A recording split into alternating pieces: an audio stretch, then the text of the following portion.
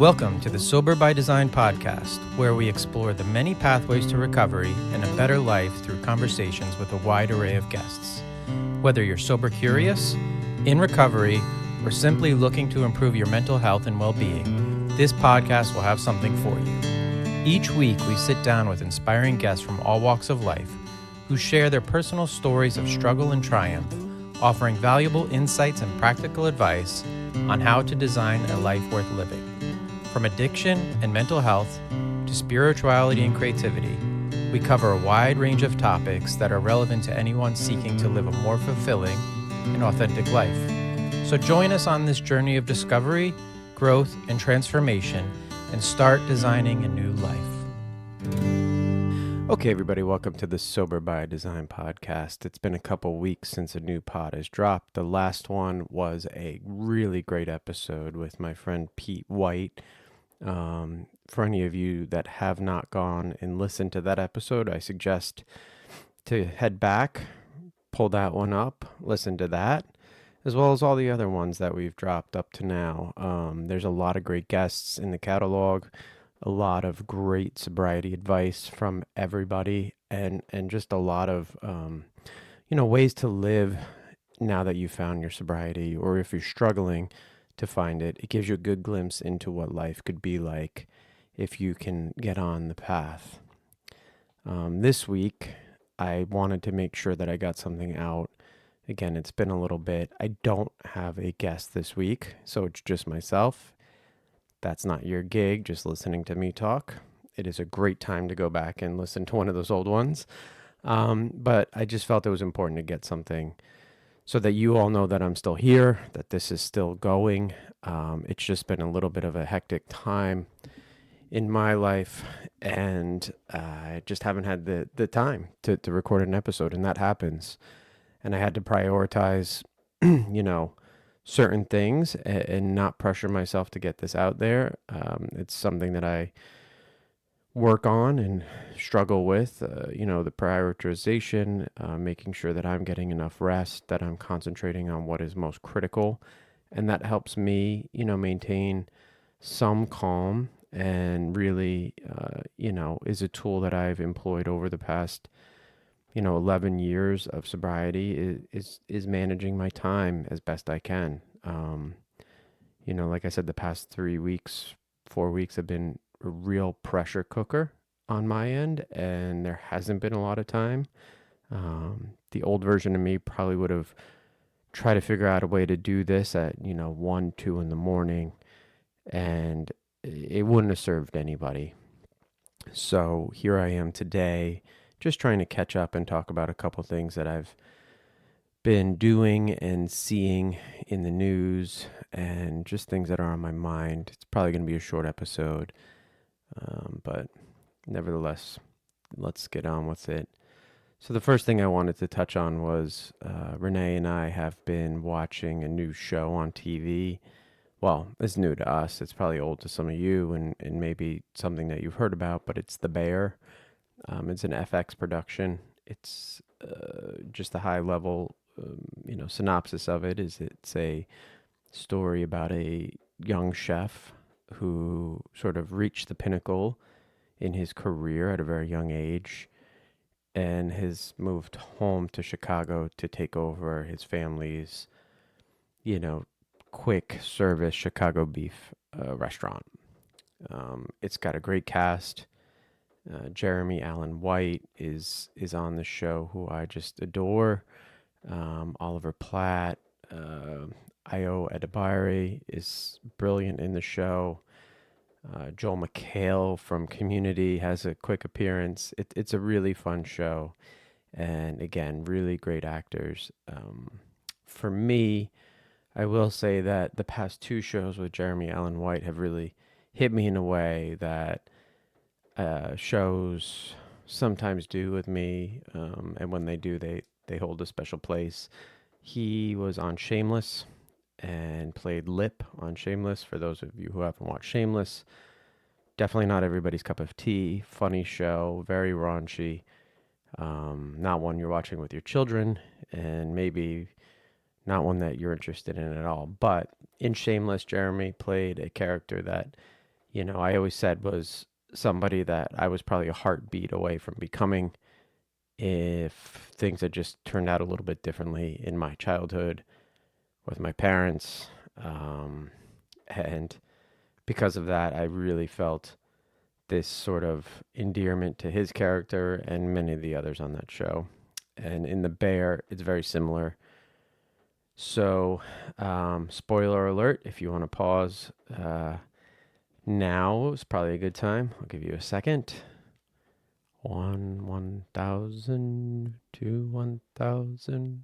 All right. So, in the show, the reason that the character Carmy has to go back and take over the family business is that his brother Michael dies by suicide. And some of you may have listened to some of my episodes. Some of you may have not, but I myself have experienced that loss in my immediate family. Back in 2017, my mom took her life in November. So this time of year is a tricky time for me. One where I'm sort of really hyper aware of what happened. I can relive sort of almost every day in some way from that year in this time period, anywhere between September and November 27th, and then the following. But it's something that has just been really part of who I am since then. It's changed me a lot, and it's changed my family. I think I've said that on here. But watching this show, sort of specifically in this time period, has been really interesting for me. The episodes are about 20-25 minutes without commercial, somewhere in that neighborhood. And we, a couple nights, there were some episodes where I said, hey, I can only do the one, right? It's just there's a lot of hard subjects in there. But it's been interesting for me to see how Carmy's dealing with it because it's still so new to him and all the people around him. And you can kind of see how everybody is dealing with it. Anybody that knew the brother are all dealing with it in much different ways.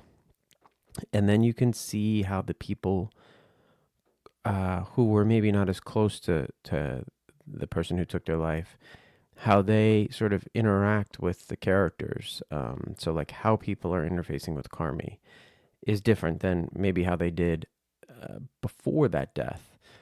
And for me, that's something that has been very clear, like, and something that I still don't know how to handle 7 years out is how people, look at me and interface with me, specifically if they knew my mom.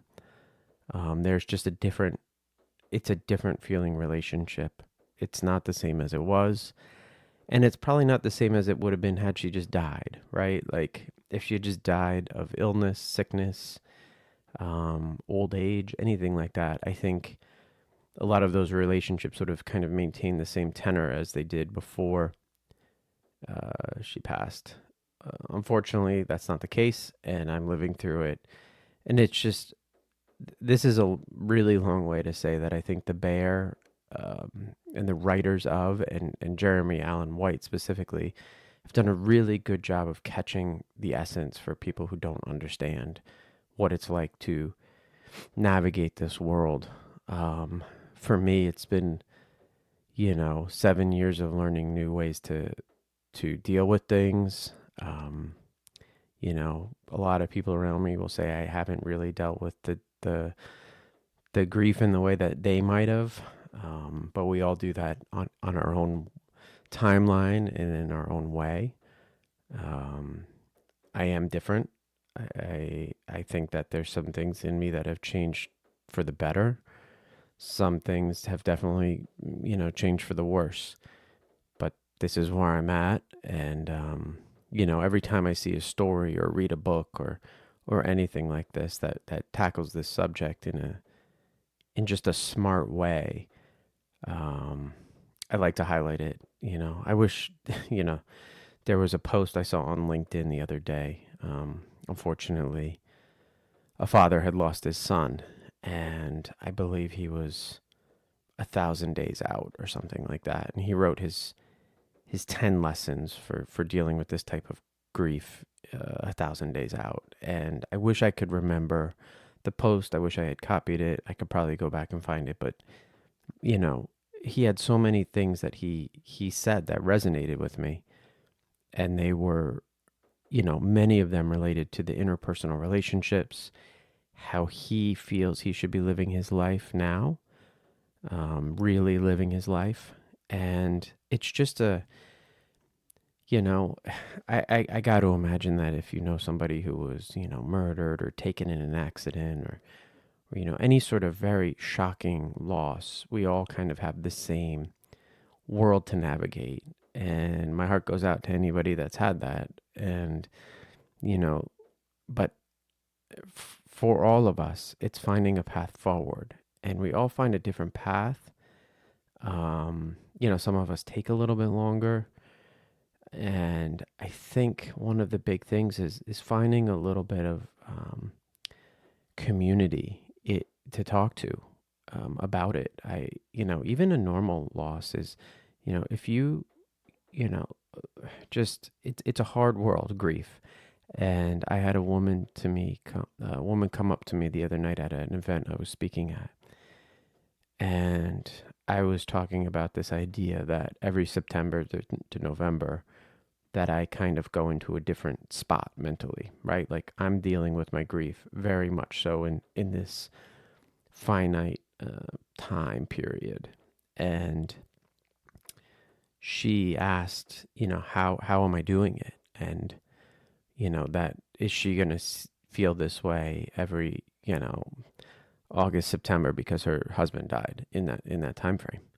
And my answer was, I don't know, right? It's her journey.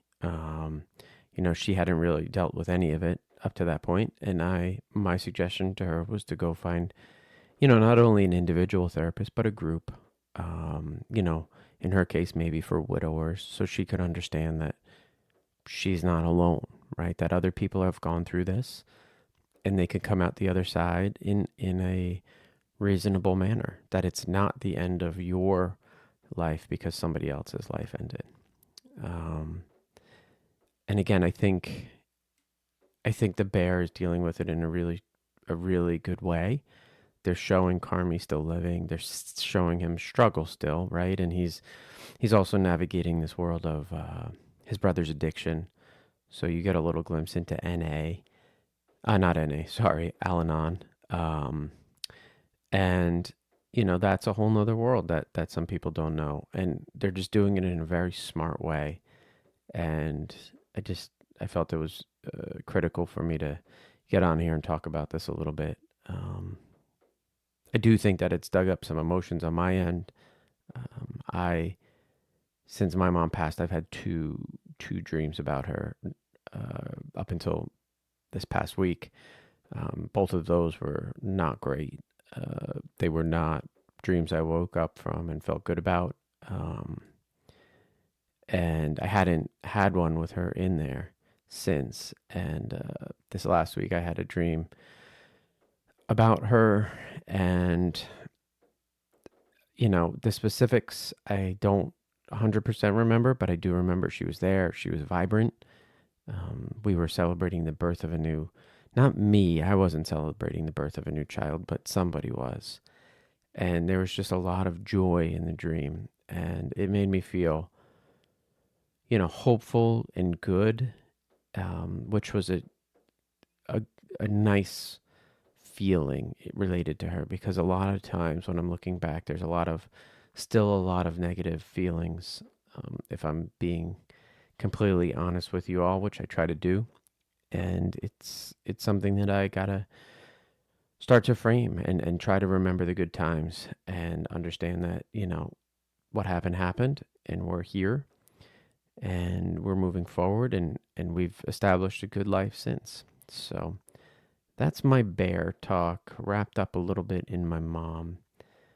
I did think about doing a whole episode about my mom and talking a little bit about, our past, and kind of the whole story, but I don't know that I'm ready to do that, and I don't know that I'm the one to tell it alone. Um, I've thought about having my brother on, talking to him a little bit.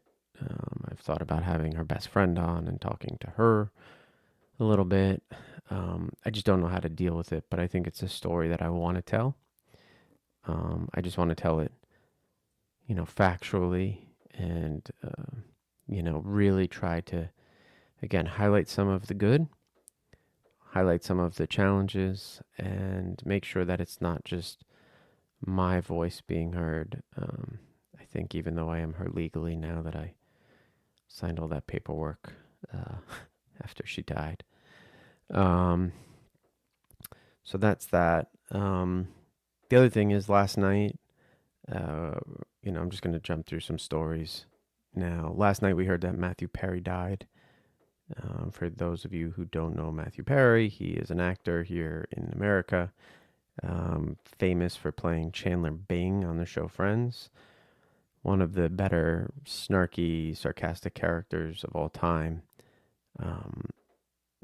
Matt struggled over the years with addiction. I don't know the specific of his story, but I believe his was more narcotic based pills.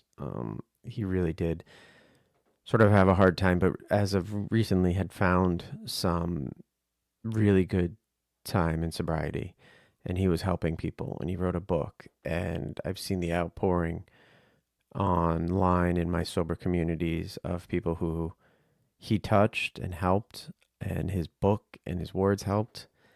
And, you know, losing a voice like that's a big deal, because he did have such a reach. I think that people in the public eye who come out and share their struggles, but then share their triumphs, can really do a world of help in our our journey to get more people to find the path of recovery. Be it Matt Perry or Dax Shepard or Jason Isbell. There's just some voices that have really resonated, and you can see that they are leading a life worth living without their drug of choice. And to lose somebody like that at 54 is really hard. All we know about the story right now is that he drowned in his hot tub. I believe he came back from playing pickleball. 2 hours later, he was dead. So I have no other information, and this is really just, again, one, the fact that he was doing well and then just passed is just so sad. And two, maybe this is a reminder to others to go out and read his work. I have not read it. I think that I might go out and pick up that book and see what he was talking about specifically, but I do know that it touched a lot of people and helped them find some solid time in this world of recovery. The other story this week that really hit me hard, and more so my wife, Renee, was the shooting in Maine. So every shooting hits me hard. Any of these mass shootings that we have in America, I don't understand how we continue to have them, how we continue to think that this is okay, how we're not really looking at this comprehensively. We continue to sort of push away these issues, these awful, just structural society issues that we have here, mass shootings, lack of good health care,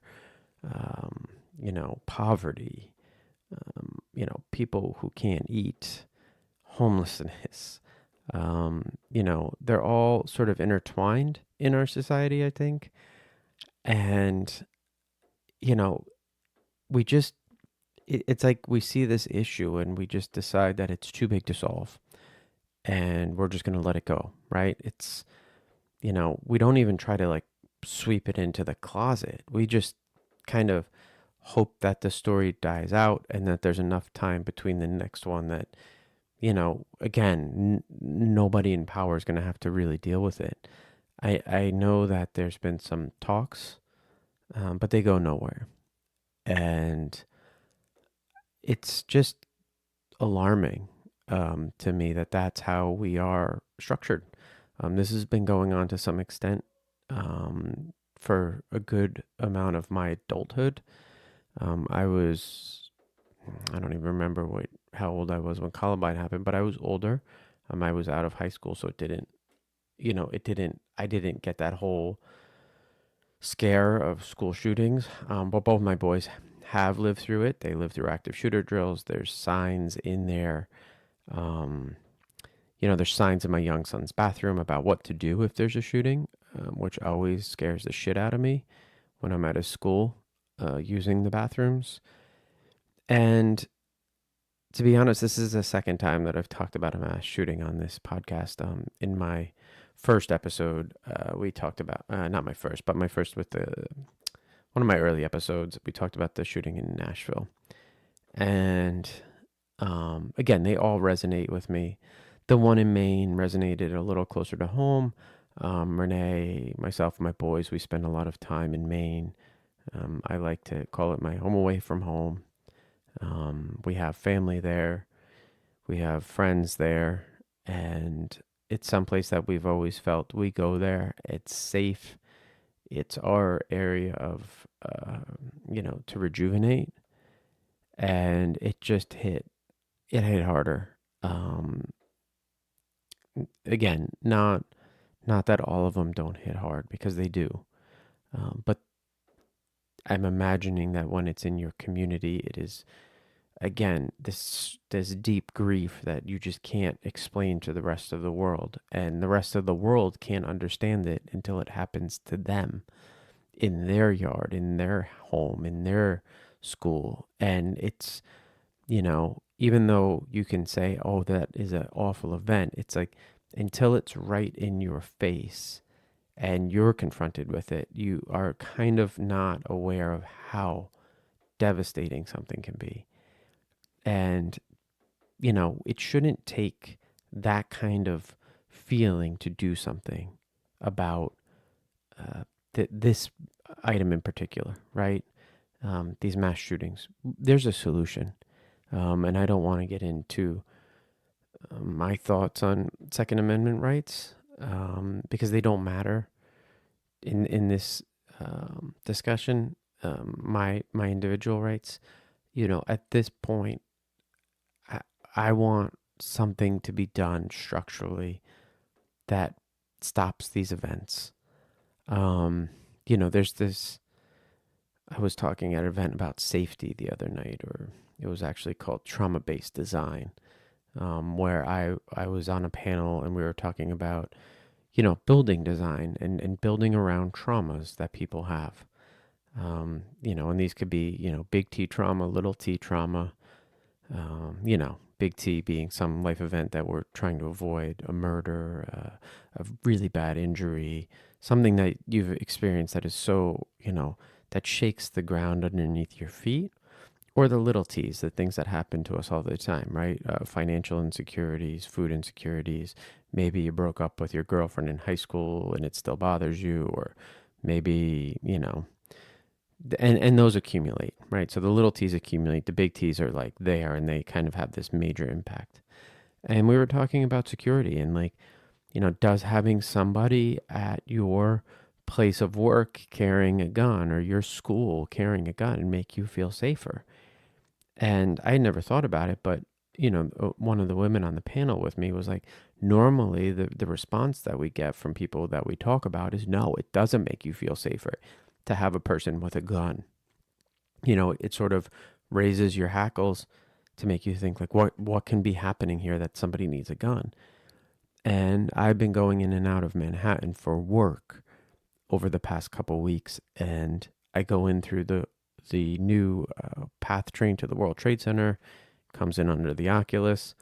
I go up a flight of stairs, and I'm confronted by men in military fatigues holding giant guns. And every time I see it, the same thought goes through my head. What's going on today that these 2, 3, 4 people are standing right here with guns? Like, did I miss a story? So, I don't know that the solution for people to feel safe is another person with a gun. I think it's a larger solution than that. More guns don't solve this problem, and that is something that I hear a lot of from one side. I also I hear take away every gun, and I don't know that that's the solution either, right? Like there is a middle ground. Um, I know plenty of people. I live in a very rural area. They've grown up hunting. They enjoy it. They use the meat to eat, and it is something that is, uh, ingrained in our culture. To take that away would also be hard. So I think it's a nuanced solution, and sometimes, right after an event, nuanced conversations are hard to happen. I think in general, right now, in the year 2023, nuanced conversations are really hard to have because of the polarization and because of social media, and you sort of plant your flag on one side or the other, and then once you do, you can't walk off of it. You feel like this sort of allegiance. It's a very team driven sport. And I just think we need to come together, have hard conversations, listen to each other, and find a path forward, not only for, us now, but like the people of the future that haven't been born. I was hoping that there'd be a solution by the time my kids were older. And now, my oldest is out of high school and he's lived the whole thing. No solution. My youngest is in the middle. I'm going to take a guess that we're not going to find it by the time he gets out either. And that is just not okay for a country in our state, state of prosperity. So that's that. And then the larger one that again, I don't even know how to have the conversation, but the events in Israel and Gaza, all of them are horrific. The initial event on October 7th in Israel, where Hamas goes in and takes hostages, and tons of devastation through the country of Israel, and just another terrorist organization, acting just barbarically. And then again, without much thought, there's an equal reaction. I know there's thought, but it's so fast to react, right? Like to Gaza and Palestine, and it's supposed to be targeted at Hamas, but then it ends up being targeted at other people. So all of a sudden, we have two very, very sad events happening towards populations of people who have nothing to do with this political conflict, and you have innocents being taken hostage. You have innocent people being killed. You have innocent people not having access to water. I heard last week that people in Palestine have access to about a liter of water a day right now, which is well under the UN, regulation for what anybody should have for water in a day. Think about what a liter is. It's half of a soda bottle. That's for all of your needs. That's for drinking, showering, bathing. That is not enough. And, Palestine has a very young population. You're dealing with a lot of people. I think it's 50% are under the age of 18. Again, so this is really just affecting a lot of children. It's a bad situation. At the same point, I know Israel's waiting for these hostages to be released. Again, an awful situation. I cannot wrap my head around either side of this conflict. I've been somebody who admittedly hasn't fully understood it. It's very complex. It's a long history. And for me to jump in 2023 and have some monumental take on this would be sort of crazy. I don't think, I'm an expert at this at any means, but, in our new world, our social media world. Most people go out and feel that they have a very good understanding of anything that happens hours after it happened, days after it happened. Um, I see a lot of people planting flags again on one side or the other of this conflict. Very few nuanced takes out there. So the information that most people are taking in is very one-sided, geared towards one solution. And I don't know if that's where we're at. I think everything has this space in between and this room for conversation and understanding. And it's very hard to have that conversation when people are dying, people are held hostage. I I get that. Um, but when we rush into a situation and try to have a fast reaction, right? It's the take the guns. It's the, we need more guns. It's that we should bomb. We gotta do X, Y, Z in retaliation. Days after, minutes after, hours after, whatever it is. I just don't know that that's ever going to work. I think all that does in the end of the day is creates more polarization, more opponents to your cause. We watched Homeland in our house, which was the series with Claire Danes, and they dealt a lot of in the Middle East, and much of what was shown there were people being killed, bombed, and then sort of what does that mean in the long run for people in the Middle East, and how does that affect, say, a 13-year-old who lost his parents, her parents? Like, how does then she react to the world?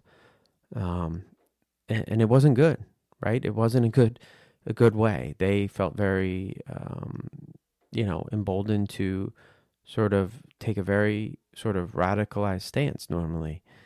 And I just wonder if by continuing these sort of escalations, one, we're going to create more of that. And two, I, lest anybody forget that Ukraine and Russia are in the middle of a war as well. We have a very shaky sort of global position right now going on. You have Russia and China talking to each other. Now you have Hamas, who's Iran backed. Hezbollah is to the north of Israel, waiting to go at any given point in time. And, the West is sort of really holding this line and, again, funding more war and more weapons. And, we just approved another $100 billion worth of funds from the U.S. that are going to go to somewhat to help in the Israel situation, but 60 billion of that is going to Ukraine. So there's this massive war time thing going on outside of our view here in the U.S. But yet, all of it could be that one domino that starts this global war, and you just don't know when it happens. So again, like I wonder if these are times for more nuanced conversation rather than planting that flag that you feel so emboldened to plant, or that post that is so dead set one way or the other. And, it's not, well, I don't know that we're there. I think there's so much conversation that has to happen, and people hate having hard conversations. That is something I know fully from being in this world of recovery. I hated having them before I found my sobriety, and before I found a little bit of empathy, and before I was somebody who could, express my feelings. To sit and talk and to try to see something through somebody else's eyes is such a difficult thing. And it's so much easier to just snap judgment. And I still have a hard time from time to time. There's certain people I just can't see their way. And I get it. But you know what? I continue to try to see their way. And there's very few times where I'm out there actively fighting against anybody. I don't think it works. I don't think it helps. That's how I've run my professional life. I'm very, down the middle. I lead with kindness. I lead with truth. And for me, that's worked. I've been able to ascend, the corporate ladder to a point where I feel comfortable. Maybe if I was a little bit more aggressive, maybe I could go higher. I don't know, but I would have to sort of change my moral compass maybe to get there. But I'm going to continue on uh, navigating the world the way I do, and I just urge everybody to think critically, read, listen, you know, take information in from as many sources as you can, um, and then start to form opinions. Don't form snap opinions because it's just going to get you enraged. You take the headline bite. You you hear one story on your favorite news channel, and then you go with that, and then a year later you realize you went down this wrong hole. It's hard to climb out of those holes sometimes. So just be careful. Protect yourself, specifically those of you who are in early recovery. Um, Diving into subjects like this can be tricky. Even again with 11 years, it's hard to focus on these items sometimes. Sometimes I got to give myself a break. It's like I can't always give myself time to focus on things bigger than myself. I like to, but that doesn't mean I can do it. So, all right, that's my wisdom. I feel like I just talked people's ears off, and they probably are not still tuned in. But if you are, thank you. I appreciate you. Um, as JC says, you could have been anywhere in the world, but you're here with me, and I appreciate that. Um, Also, there's a Jay Z exhibit in Brooklyn that I want to get to, and I saw it on CBS Mornings. I think everybody should get there. Jay Z is a genius. He is a artist, a businessman, and just somebody who we could all learn something from. So get to Brooklyn if you're in the area. Check that out. Um, that would be my one recommendation for the week. And again, The Bear, as far as TV shows go, music, I got nothing for you this week. I've kind of been listening to older stuff, so nothing new, but I will just throw Run the Jewels rap group, great music, fun, and very well thought out lyrically. So give them a listen on Spotify or wherever you get your music.